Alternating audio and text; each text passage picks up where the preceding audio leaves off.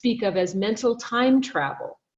And this tendency of one of the networks of our brain to be toggling between the future and the past. And that can be, there are ways that that's helpful, and there are ways right now, there are aspects of it that are not helpful, is what I would say. Yeah, there's a, you know, we were talking about this earlier on, and there's really a gift to be able to look at the future and imagine, you know, again, travels and, you know, visits and theater and all the things we love to do. But as I said to you earlier on, I am almost afraid, hesitant to look into the future and imagine how beautiful it will be when we have all recovered from it. There's a hesitancy for me to, you know, to go too far ahead. Yeah, and I think, you know, so just to go into the technical aspect a little bit, is that when we travel in time and go to the future and the past, we've activated one of the networks of our brain called the default mode network, which some people may be familiar with. And that's one of the key aspects of it, is it's not in present time. And you can think of it as when your mind starts to wander, when you're dreaming, or when you're ruminating and worrying, and when you're regretting things from the past, or you're worried about the future. It takes you out of present time. The other network that balances this one is called the task positive network. And we're going to talk a little later about how and when to sort of activate your task positive network, because what it does is the more you do one, the more the other one gets shut down. And so that's part of how we can kind of manage our brains right now through this crisis.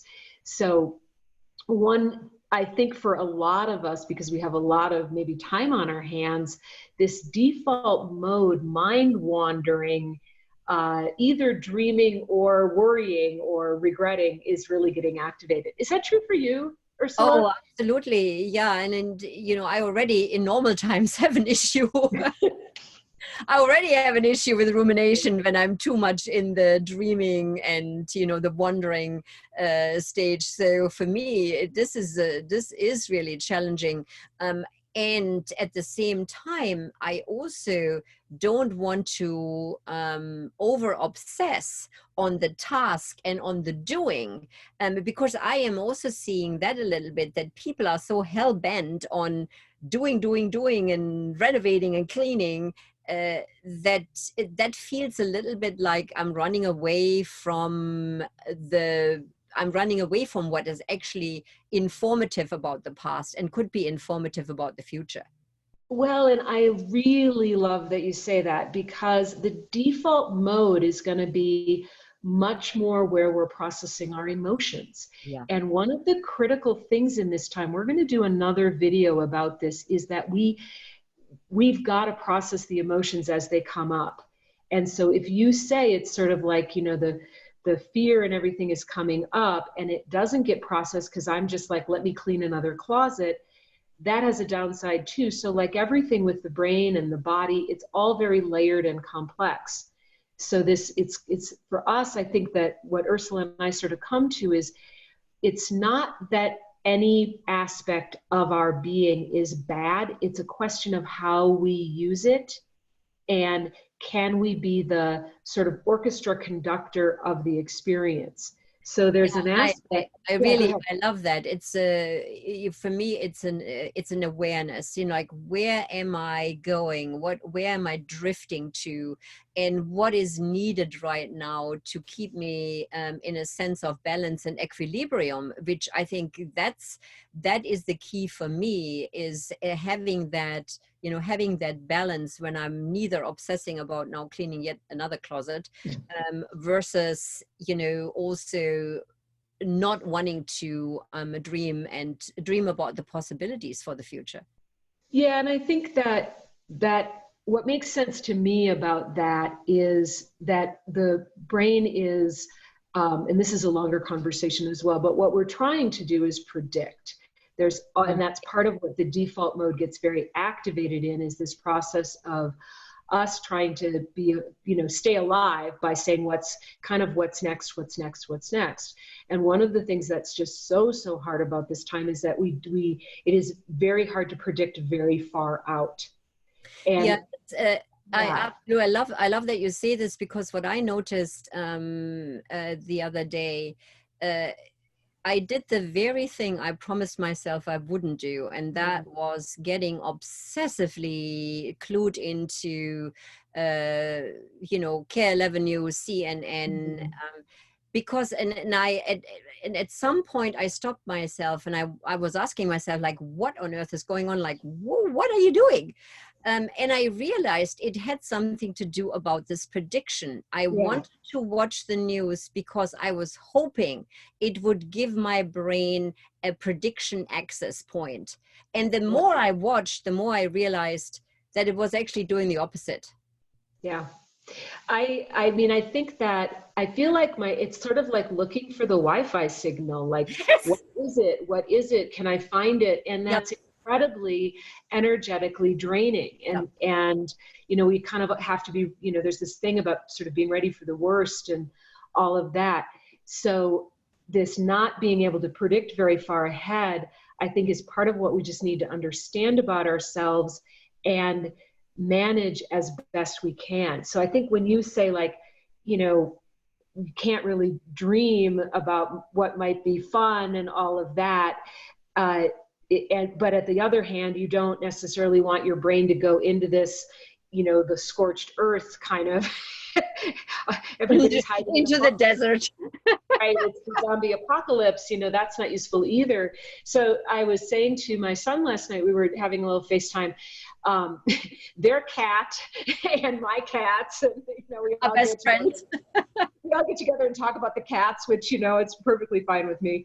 But I was saying to him, he was sort of saying, how are you doing and what are you doing? And I found myself, I noticed I said more than once, said a couple of times, I'm really working not to think too far into the future, because what I notice is, since I can't predict, when the green grass starts growing again, my brain will go to this worst case, and that's not necessarily as helpful for my mental health right now. Right. And so it's sort of this management kind of, managing my brain thing. Yeah. Well, we often, in our trainings and our work, we often have the metaphor for the default mode network, this being the wizards that are working underground, and when our brain is calm and relaxed, they come up with amazing solutions, and really that's, I think, the place where we can download stuff, where we can channel stuff, where things come to us that when we're really in task positive don't come to us. But the trick is to give the wizards a topic so that they don't, they're just like, I can just sort of imagine all the wizards working underground, with their little pickaxes and their little shovels trying to, do something good. But if I give them a project to do, they're gonna come up with something good versus letting them just dig around in the dirt of my imagination. I love that you say that, because sometimes in some circles, sometimes default mode gets kind of a bad name. Like, it's bad to have your mind wander. Oh, you're in the default mode, we need to shut down the default mode. Certain kinds of meditation are really to strengthen the task positive network. And again, if one gets stronger, it pushes down the other. So, it's kind of like, that's bad. But I love what you're saying, because it's also the place of genius, of amazing genius. And my image of my wizards, what we say is, you've got two teams in your brain. You've got this team of engineers, and that's your task positive network. And you can go talk to them and you can tell them what to do, and they will do as best they can, but they're not geniuses. They only do sort of what they know and what's right in front of them. And so when you really need an amazing creative solution, you have to go to the wizards. So I always think of my wizards as there's like a little laboratory down there, and they've got little beakers full of crap, you know, they've got this thing and that thing. And if I don't give them something to work on, they're going to blow the place up. You know, there's all sorts of stuff happening down there. But when I say, okay, you know, when I'm more in a, when I'm haven't, it's almost like there's a tipping point. Like, so for example, today I've got some stuff on my calendar. I've got some tasks. I've got a few things on my to-do list, right? And I've also, you know, needed to change the sheets, and I'm kind of doing laundry, and all of that is, I'm sort of staying up here. And so as I'm doing laundry, I get this really good idea that kind of went boom. And I feel like, oh, the wizards gave me this idea because I was in a fairly mentally positive place. But when I'm just sitting on the couch at the end of the day with nothing to do and nothing exciting happening and nobody I can think of to call, I can tip over. And then the wizards are like, hey, I wonder how long it's going to be before you run out of money. I wonder what that's like, you know, what's not going to happen? What's going to happen there? What's going to happen if so-and-so does such and such? You know, and I'm just like, shut up. I mean, I just love your facial expression. I mean, you I think in so many ways. I mean, you have such an impish face anyway, which I just love and adore. And so the impersonation, I mean, it's just the pointy little head is missing now. Right, the little wizard hat. Yeah, oh my God.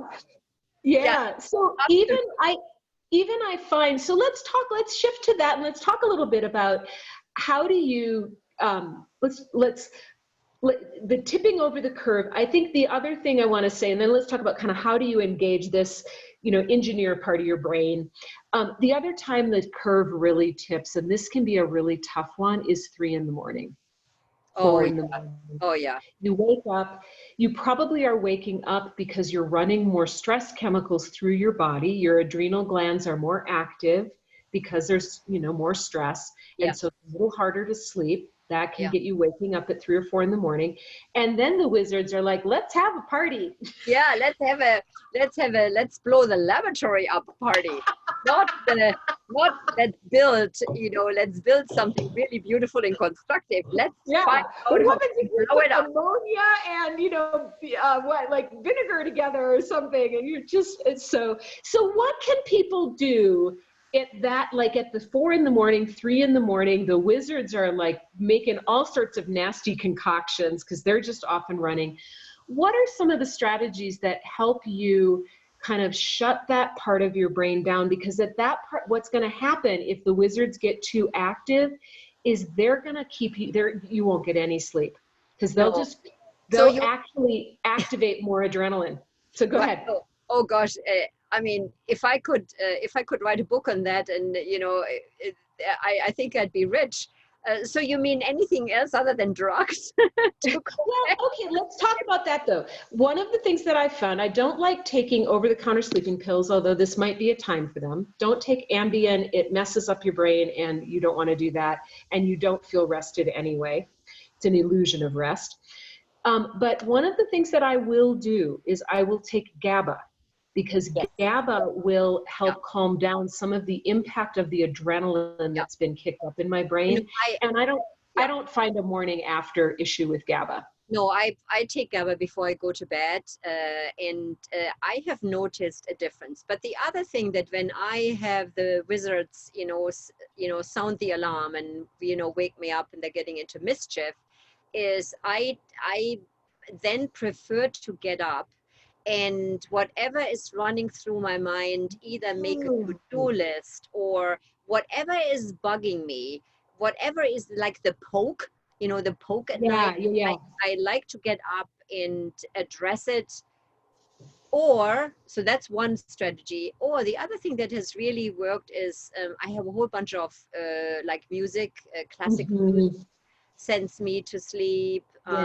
You know, if you like visualizations and meditations, or I just read a novel because it feels like it sort of shuts the wizards up, and I have to focus. You know, I have to focus on what I'm reading. So these strategies, 9 times out of 10, work pretty well.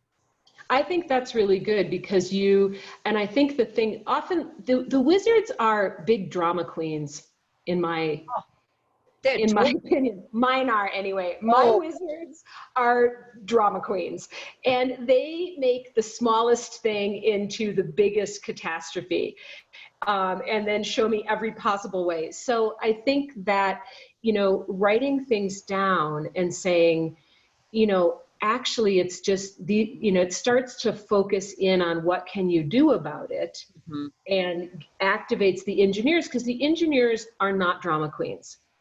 The engineers are like, are we going to do something? What's the next step? They're really not. By the way, this isn't right and left brain. Both networks cross both hemispheres of the brain. So I don't want you to think, well, the wizards are the engineers are left brain. They're not. It's a different network. Yeah. But they're present time. They're right now. And in order to be a drama queen, you've got to be wailing about the past or freaking out about the future. And that's what the wizards do. So, writing things down. The thing that, and I think everybody knows this, that you don't want to go to screens, because that is going to keep your brain more active than a book. I think that's a great idea. I often will say a little mantra that we use in our program, and it goes like this. I just use the first sentence. I will say to myself again and again, there is a part of my being that already knows how to fall back to sleep right now. And I just say that. And that, what I will, as I'm saying it, I will be thinking, or the wizards will be saying, well, that's not working. I know. And then I'll wake up in the morning and realize it worked. Yeah. So there is a part of my being. And the reason we say that is it doesn't activate a resistance response in the brain. If you just say to yourself, I know how to fall back asleep, we feel like the brain pushes back on that. But if you say there is a part of me that knows how to fall back to sleep right now, I always say right now because I also think I don't want to fall asleep in 3 hours. When it's 7 a.m. There is a part of my being that already knows how to fall back to sleep right now. And I think that also kind of focuses me. Yeah. It's sort of saying, like, engineers get to work on that. And that in addition to the other ideas, will do that. Okay. I've listened to, I cannot remember who this person was, but this really lovely, it was one of my favorite YouTube yoga channels, lady, Adrian. And she has a 10-minute yoga before bed. Oh, nice. And what I really like about that, even if you're not into yoga, what she phrases this so beautifully. She says, okay, now the day is done. You leave it behind. Whatever else it is that you need to still figure out and think about, do that now and get that out of the way. And then when you come back on the mat or come back to bed, your day is done. You've done everything you can. Set it aside. Tomorrow will be a new day. And I really love that. I mean, this kind of intentional putting it aside and going, that's just got to wait. And I think there is something about, I don't think it's a magic pill, but I do think when we are more intentional, that our brains respond. Yeah. And even the sleep centers of our brains or whatever needs to shut down so that we can get to sleep when we're intentional. When we say, my day is done. I have the energy and the resources tomorrow to deal with this. And one of the things that we really all need for our stress levels and for our immune systems and for our managing our irritability and all of that is a good night's sleep. So hopefully that helps. Let's just take another minute and talk about, Ursula, what about during the day? Maybe I you're just not, wanted to ask you that. I was going to say, okay, that's nighttime. Okay, that's nighttime. But when you find yourself in this destructive mental time travel loop during the day, you were going to ask me. I was going to ask you. Yeah, I was going to ask you. Similar strategies, like finding something to, making the to-do list, getting the chatter out of my head, doing a budget, things like that, making it concrete, bringing it to the engineers and saying, what do you want to do with it's kind of like the wizards have alerted us to an issue. What do you want to do with it? Is the classic way, because what they are, the neuroscience term or the scientific term is they are anti-correlated networks, anti-correlated. So that means the degree to which one is active, the other is less active. So I think the basic answer is when the time travel worst case scenario gets really high, you've got to balance it out. And the best way to do that is be here in the moment right now, make your bed, cook something, write things down, get involved in a project if you can, because when you are, the wizards shut down. Yeah, I find when it hits me during the day that a long walk, bike ride, some form of exercise, that really, really, really, really helps me. And then, there's this whole other aspect to the default mode, of course, and to the wizards. Let's give them a dream to dream about. This will end. It will end. Yeah, it's unpredictable when it will, but it will. And there is a life after this. So I think giving ourselves permission to have a dream beyond this, I think that is something I really want to step into, instead of going, oh no, that's scary, is to say, no, I want to dream. And maybe in order to do that, we have to let go of a particular time. Yeah. And sort of like not it, because who knows? But to really just say, I'm imagining the future. I'm not going to place that future in the calendar. Yes. But, at some point I'm visualizing this thing. I think that the other thing in terms of give them that. And I think if you just sort of leave the timing vague, our brains can kind of get around it. Like imagining being with you again. What shuts me down is it's like, I don't know when. That's okay. Just imagine at some point in the future, or 5 years, if not that's going to take that long. But, the other thing is give them something to dream about right now. Like what are some ways that I can, do something for whatever community I'm part of? Like what's something funny that I could start working on for Facebook, or what's something I could do for my grandkids? Give them a positive challenge right now, right? So they can work on something that is more immediate. I think that the other thing with the wizards that I've noticed is that they are happier when you are doing something. So there's this interesting thing. So if I'm really needing to focus, like I'm needing to write a paper, I'm in engineer mode. My mind is not wandering. But if I'm like coloring or going for a walk, then I get this little bit of activity, and I also get the wizards. But they like that better. They're more positive when I'm doing a little bit of activity, like making the bed, and they gave me this great idea. So that's the other thing, is give them a little bit of a challenge, and then knit or color or paint or, tidy a closet, because they will be more of a positive support to you when you're doing that. Yeah, I agree. Yeah, I agree. That's this whole thing about, give them something to do, give them a project to think about, or, even asking the question, here is the challenge. I want an answer to this. Whatever the challenge is, whatever the question is that you have, give it to the wizards. And then, as Anne says, do the laundry, go for a walk, or, color, paint, whatever it is that you love to do. And the wizards will come up with something. Yeah, absolutely. It is always lovely to share this with our community. There's so many different things that are happening in our brains and in our bodies right now. We're just trying to kind of highlight, illuminate piece by piece. So if you like this, please hit the like button and subscribe and share this video with anybody else you think might benefit from it. So thanks so much, everybody. Thanks, everybody. Thanks, and take care, everybody. Bye-bye. Bye.